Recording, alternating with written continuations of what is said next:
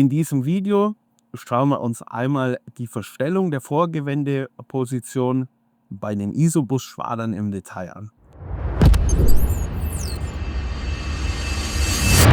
Dazu befinden wir uns jetzt schon hier im Übersichtsmenü, das man immer über das Haus auf der rechten Seite auch erreichen kann, und gehen jetzt einmal in die Einstellungen.